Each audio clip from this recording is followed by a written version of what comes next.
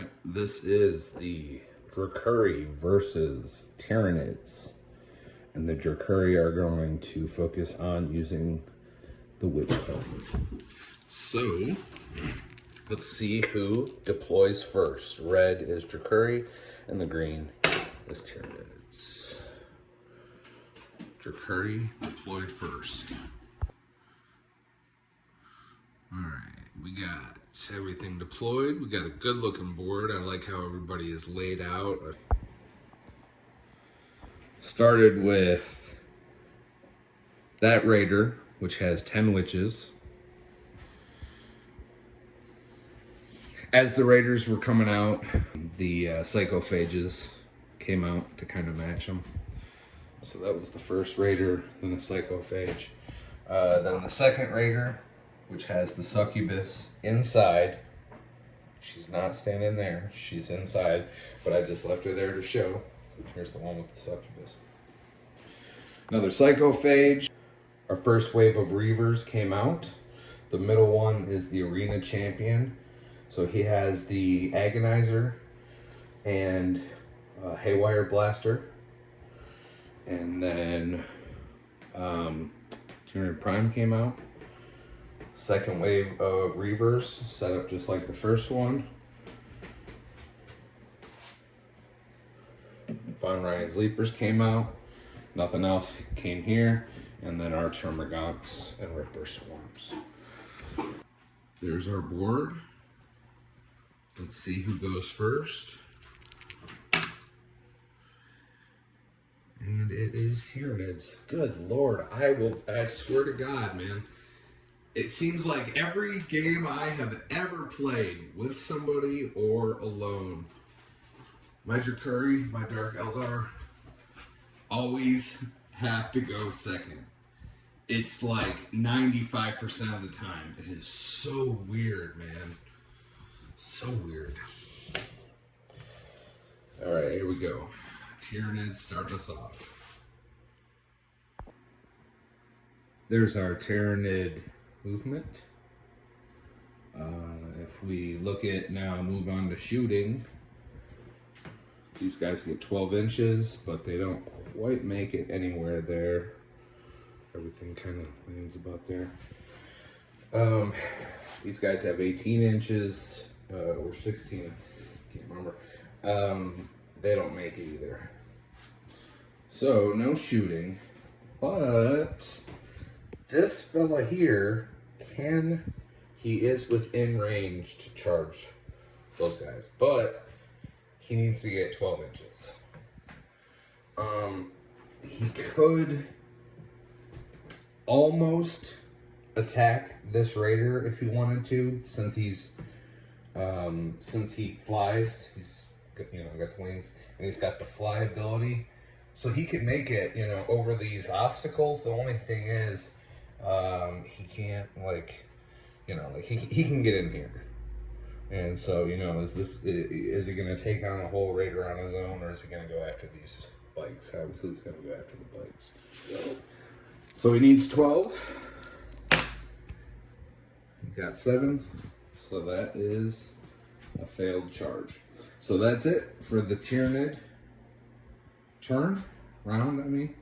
Now we're going to move on to our Drukhari movement.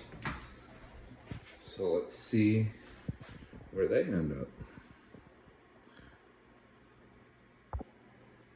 Here's our Drukhari movement. Had to do a lot of measuring, a lot of precise kind of placement. And as long as they are not within 1 inch of enemy units, and that's based on the actual base, so that's like 1.5 inches, 2 inches. So these guys came first. These guys moved first. They flew over Tyranid Prime. So this was how they kind of moved. And then for the shooting, I left them like this just to show you kind of the trajectory that they came in over. This guy kind of turned But the way they would actually end is just after they stopped, they would have turned back around, kind of like this, and see, it was a little tricky because of, whoops, there we go. So this is how they would actually end up. So now they can shoot, you know, out in this direction. Obviously the main stuff they're going to focus on is these bigger, tougher guys. So they're in position. That's where the Raider stopped facing, so that, you know, flew over, kind of actually, it was like, you know, over here, right? So they can like hover over. That's where they land. Then these Wyches disembarked. All right. This Raider had come from over here. That's where that one ends up. With all the Wyches, and the succubus is now actually out on the ground, and all the Wyches out on the ground. And these guys moved up just a little bit. They weren't going to get the eviscerating flyby, which, by the way, these guys failed theirs. They flew over, they rolled like all threes. And even with the cluster caltrop, another extra reroll, still didn't get it. So that's all right. That was just movement. That's bonus stuff. But these guys they couldn't fly over anything. There was no room to place them. So they just kind of moved up closer outside of firing range of that psychophage, which has a 12-inch range, which ends right about there. But their weapons will definitely hit. So I have already rolled I got Dark Lances. One of these days I'm going to actually get Dark Lances, or Raiders modeled with Dark Lances, I should say, more of those. But yeah, Dark Lance, I rolled, got the hit, got the wound, and that psychophage ended up saving on a 6-up. Very sad. And this Dark Lance at that psychophage completely missed. So now I am going to do the rest of the shooting here.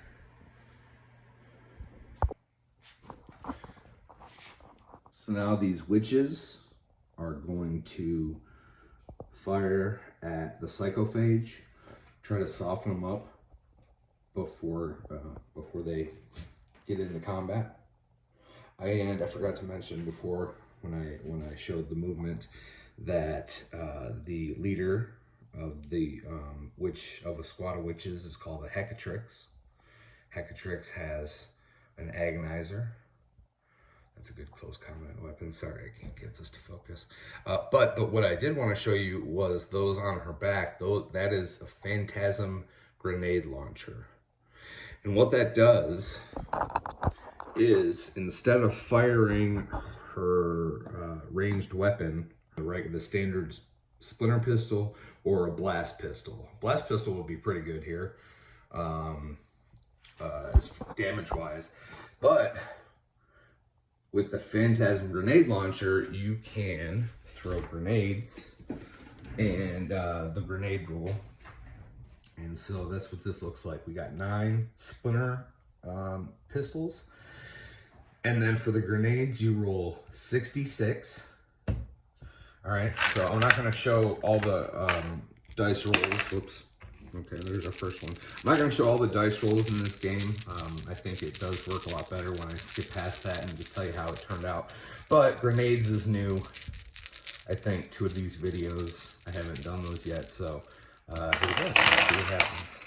So those splinter pistols are ballistic skill 3+, but we're focusing on the grenades. Enemy toughness doesn't matter. As long as I get a 4+, it's gonna do a mortal wound. So let's see. 1, 2, 3. 3 mortal wounds right off the rip. And let's see. That's a hit. Got a lot of hits from the splinter, so that's cool. So let me roll these. I'll tell you what the final verdict is. So in the end, only one of the splinter pistols made it through, but at the very last minute, the Psychophage used his feel no pain, and so splinter pistols didn't do any damage. Those grenades sure did. Pretty good, pretty good. So now I'm going to move on to these witches, and the succubus are going to now shoot and hopefully soften up this Psychophage. All right, these witches and the succubus shot, and the Hecatrix did the grenades. The grenades, once again, was the only thing that did damage. 3 grenades went through. And my math is wrong on this. All right, so we got all those. Now all that's left for shooting is our Reavers. So we're gonna start with these Reavers here. Gonna fire at the Tyranid Prime. So the Reavers got 2 splinter rounds off, so that was 2 points of damage. And then the Heat Lance ended up doing 4 damage. And this guy can only take 4 wounds. So Tyranid Prime is destroyed. And on top of that, we now get a new pain token. So now we have 2 pain tokens in 1 command point. But we actually did some really damn good shooting so far. And I still got these Reavers. It looks like these Reavers, yeah, they're just gonna go for this Psychophage. So let me roll that, see what's up. Reavers fired, nothing went through, nothing worked out, nothing wounded. So now everybody else has went ahead and done their charges.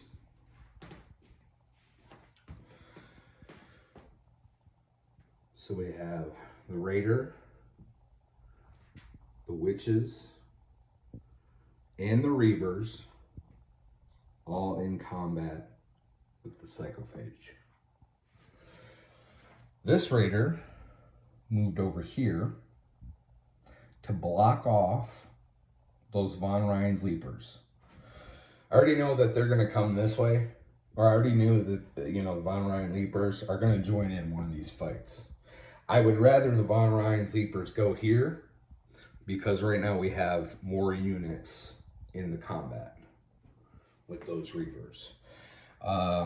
So we'll block that off there. So we got the Wyches. Now the Raider is actually in combat here also, because it is in base-to-base contact with these Wyches. So it is part of the combat. So now we are going to move on to the fighting phase. But what I am going to do before we start that fight phase is go ahead and use pain tokens. So we're going to do a pain token on this squad of Wyches, Power from Pain. They are now empowered, which means they can re-roll their hit rolls. And we're going to do the same thing with this this squad of Wyches, which will also port over to the Succubus, since she is leading and attached to that witch group. So for this entire fight phase, we can re-roll all of our hits. The Wyches can. So that's gonna be nice. So let me start my rolling and we'll see what happens. Any predictions? Okay.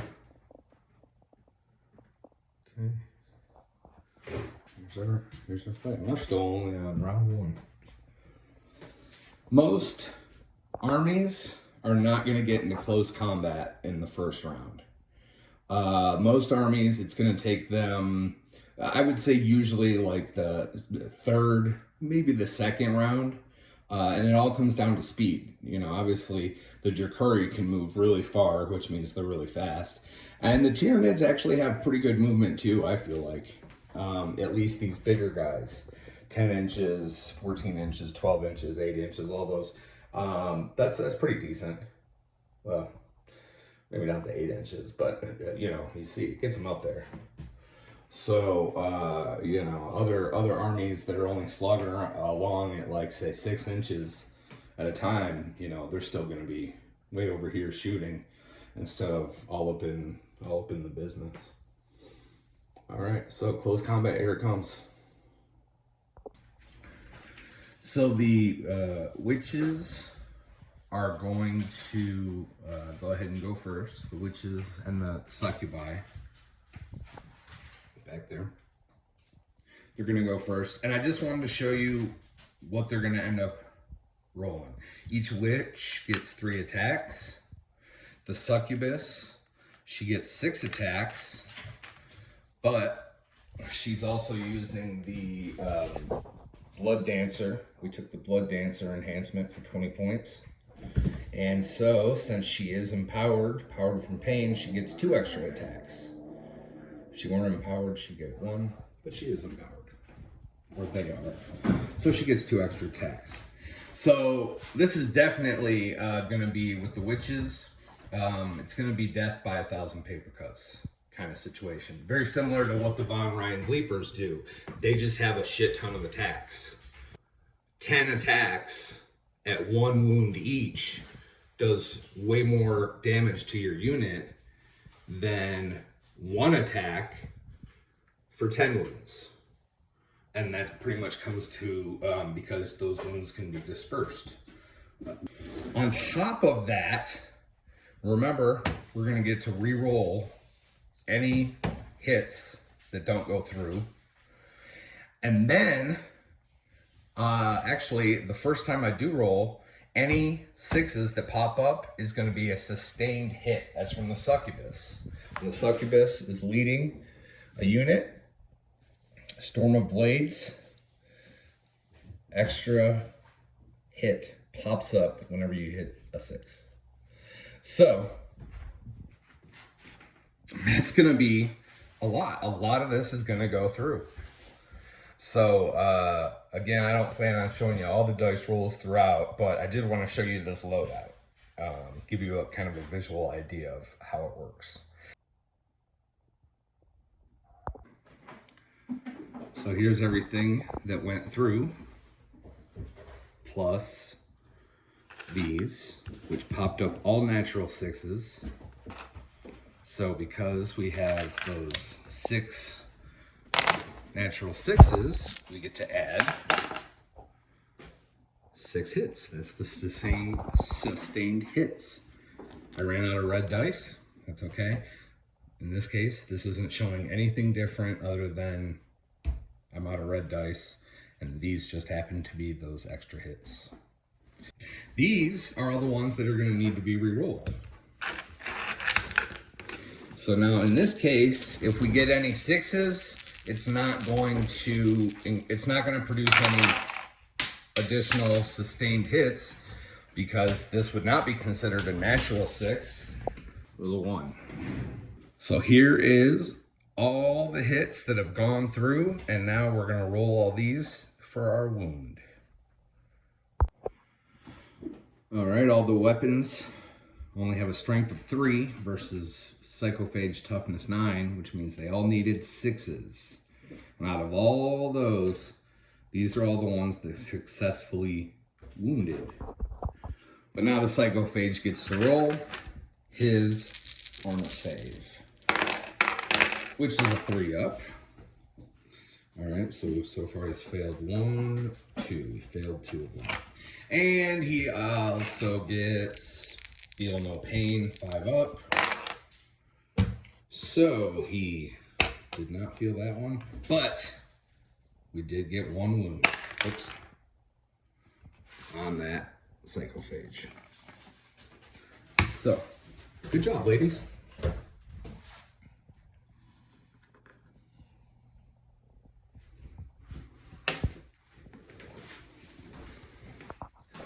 Alright, now we'll move on to this Psychophage. I know that on the camera, I kind of may have been showing you the wrong one, but The one we did has the succubus. I already rolled hers. So yeah, it's this witch cult now is gonna roll. I don't need to show you now that you kind of got an idea. They will not have the sustained hits since they don't have a succubus with them. But keep in mind they are still empowered by pain, so they can re-roll their hits. So I'll let you know how that turns out. Witches and the succubus went. Nothing went through. Psychophage went. Took out 4 witches. These witches attacked. Nothing went through. This psychophage went and took out 1 witch. Raider went with the blade mains. No damage.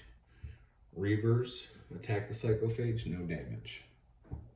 So that's the end of round 1. Now we're going to move on to round 2. All right, Tyranid turn, movement phase. Psychophages can't move because they're locked in battle.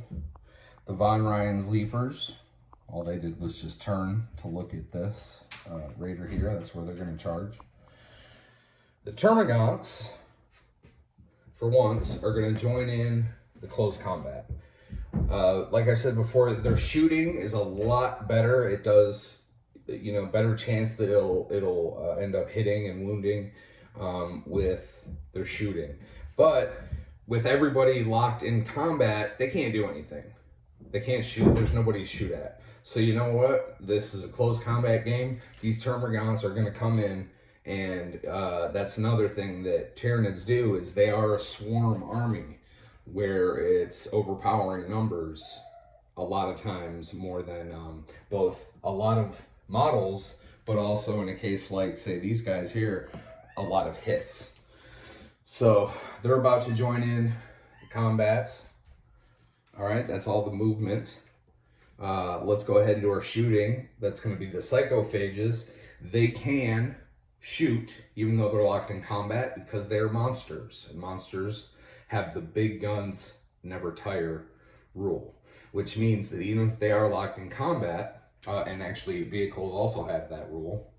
All right, so those raiders, they can fire while in combat. The only caveat to that is that you do have to fire at somebody that you are locked into combat with. All right, Psychophage went after the witches and took out a witch. Then the witches attacked and did 1 damage to the Psychophage. Then the Termagants attacked the Reavers, no damage. Then the Reavers attacked the Psychophage, no damage. Then the Raider finished it off, no damage.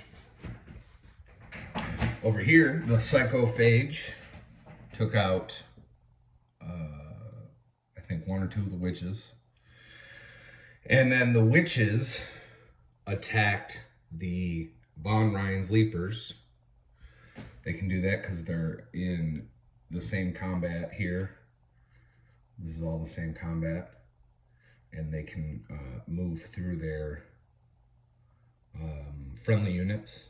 So the witches attacked the Von Ryan's Leapers, and we did a single damage, a single wound, 1 damage. Then the Von Ryan's Leapers attacked the Raider. They would attack the witches, but they can't move through enemy units. So they're stuck, they're blocked there. So the Von Ryan's Leapers attacked the Raider and ended up doing 5 damage. So now it's down to 5. Then the Raider attacked back at the Von Ryan's Leapers, no damage. And then the Termagants attacked the witches. They are in base-to-base contact. They are in this combat, and they can move through enemy units. So they attacked the witches, and I think they took out 1 also. So that's where we're at. This unit here will have to take a battle shock test on its turn, on its command phase turn, which is coming up next. Matter of fact, I'll just roll it now. 9. And as long as it is higher than the highest leadership of the group, which is 6. Succubus. Oh, still 6. But we're good. 9 is higher than 6. So they are not battle shocked. All right. So now it's on to the movement phase for Drukhari. We are, by the way, no, we're still in round 2. Okay. But yeah, that was the command phase. So they got a command point. I had already actually. Drukhari movement phase. The only ones who are not locked in combat are these Reavers back here. So they are going to move. All right, so I looked at the eviscerating flyby, and it doesn't say anything about units being excluded because they're locked in combat. So these guys flew over. They were about there. They flew over those Von Ryan's Leapers and landed right there. And with the eviscerating flyby, they did 2 mortal wounds. So now every one of them has 2 wounds left. So that's excellent. So that's all for movement phase. Now we're going to do shooting.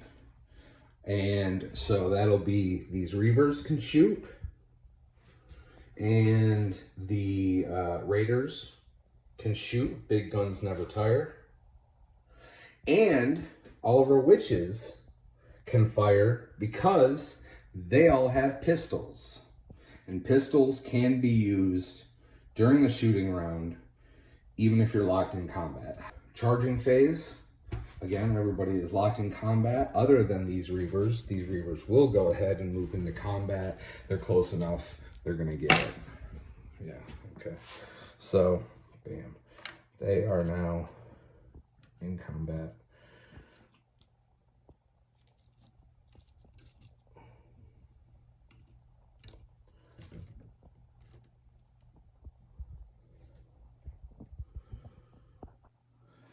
All right, the fight round is complete. So for this whole battle situation here, the result was a wound to that psychophage. And that was actually from the Wyches. The Wyches, they have a -1 AP on their melee weapon. And they also have a +4 invulnerable save during melee combat. So yeah, these girls were made for some good combat. You know, they're squishy, but with that -1 AP and then the invuln save, they do pretty good in close combat. The only reason they're having a hard time here is because this guy really is tough. But you can see we are whittling him down. So the thing with Drukhari, you can't spread them out. You really have to focus as much fire as possible. And really looking at it now, if I could have crammed everybody into one, fighting one psychophage, just imagine any or all of these on the psychophage, then, it would have been dead by now. 4 hits, 5 hits. Okay, it would have had 1 wound left. So we're doing okay, but you can see my Wyches are dwindling down there. So yeah, I think some of those actually got taken out, 1 or 2 of them. I don't remember how many were left from that psychophage. Termagant's not doing any damage. No big surprise there.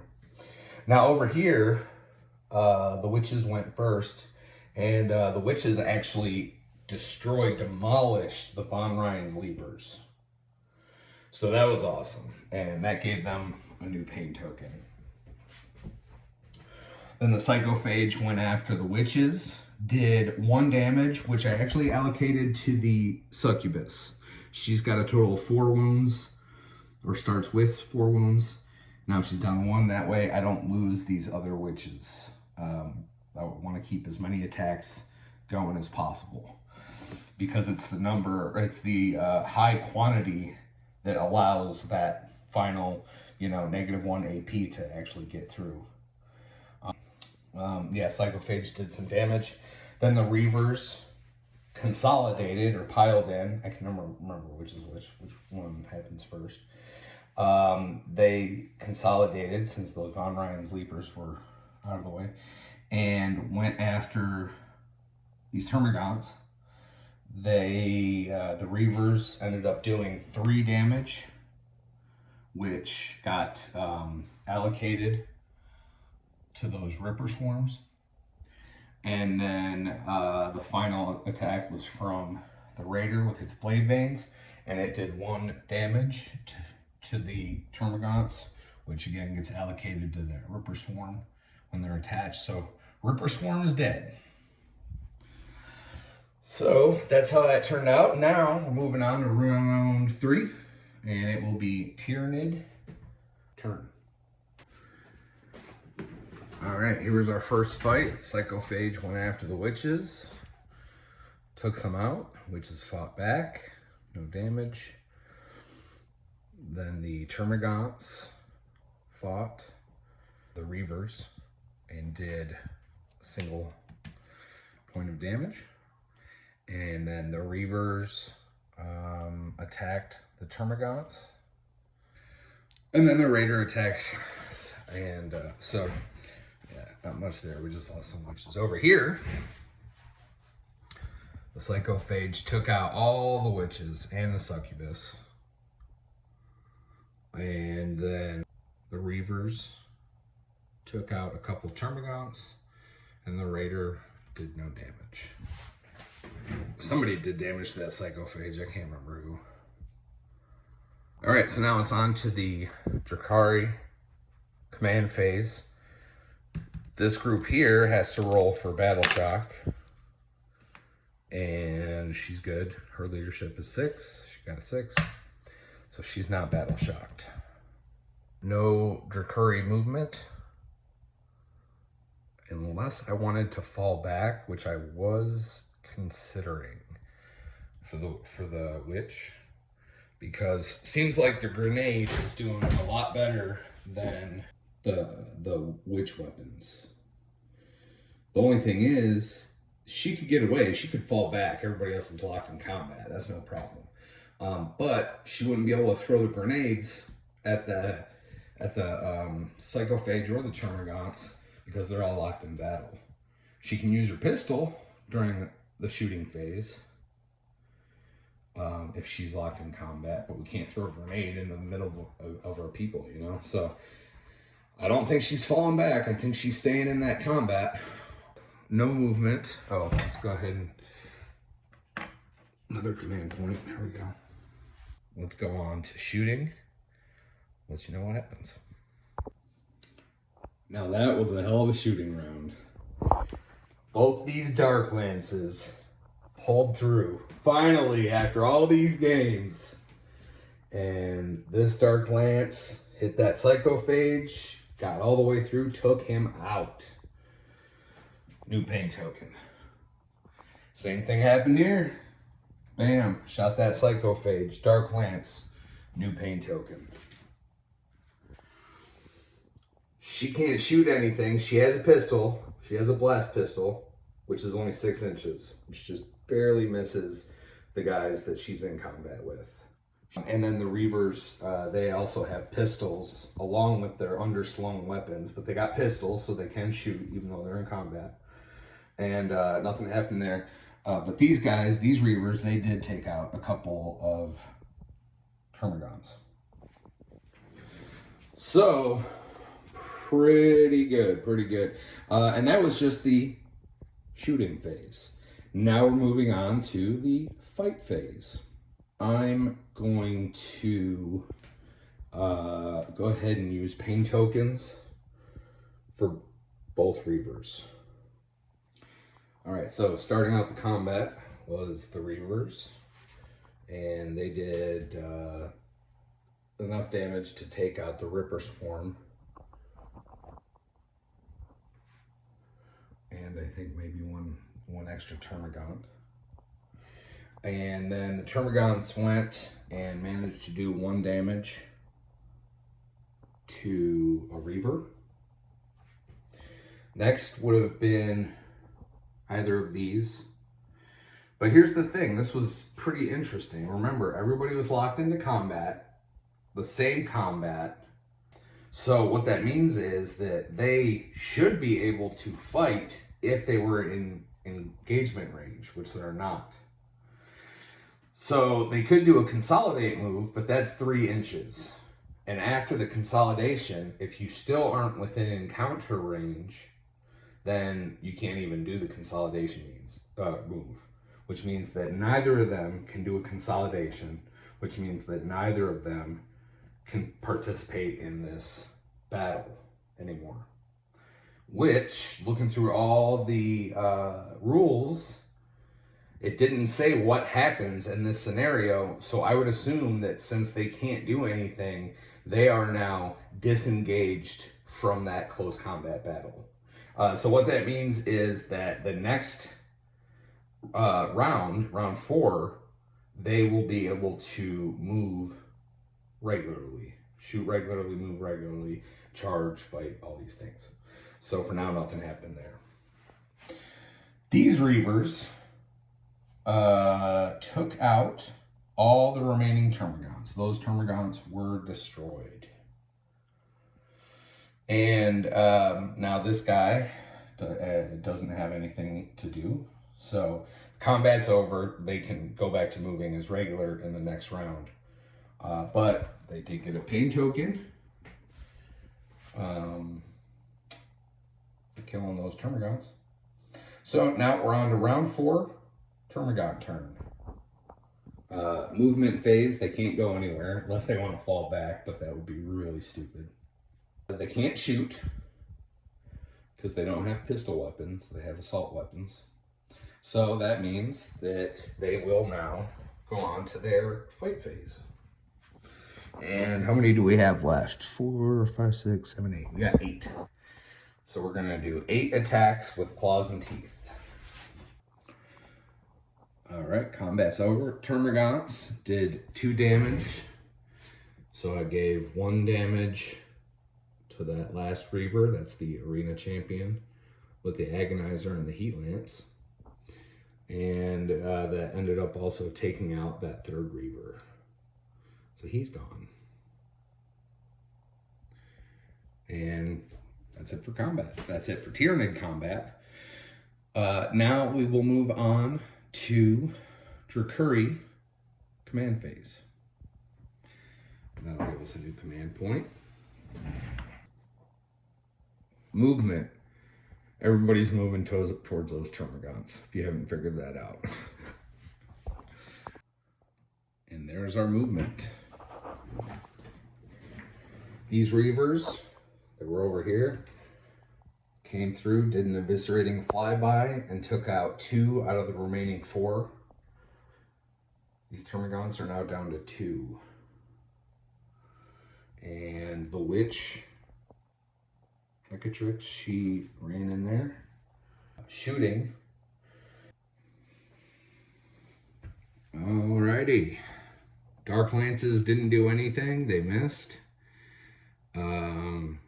The 2 Reavers here with the pistols, they took out one of the Termagants, but she missed. So then we went on to combat, charging. They all charged in, but as far as combat went, these 2 Reavers took out that final Termagant. So, Drukhari wins. And one thing I want to point out is that, again, using the Witch Cult, that was, we focused on all the close combat fighting. But you saw the thing that saved the day was the shooting. The Dark Lances were the final, as far as those psychophages. You saw, all in all, the close combat worked out, shooting and the close combat worked out for like the Tyranid Prime and the Von Ryan's Leapers. But as far as those psychophages, the only thing that really seemed to hurt them was the grenades and the Dark Lances. Other than that, it was just a few scratches from time to time. Psychophages presented an issue for everybody. Even the heat lance, my heat lance kept missing or getting saved. The heat lance that's on the Reavers. The heat lance would have definitely done some damage if it would have gotten through, but it just wasn't getting through. So dark lances and grenades saved the day. So yeah, you know, when it comes time for the close combat units to do their thing, they do all right. I'd say the only ones who'd really be able to hold their own in close combat against that psychophage and do more than just scratches would be the incubi. They have a little more strength behind their weapon, or more AP or something. I can't remember which it is, but they would probably be all right.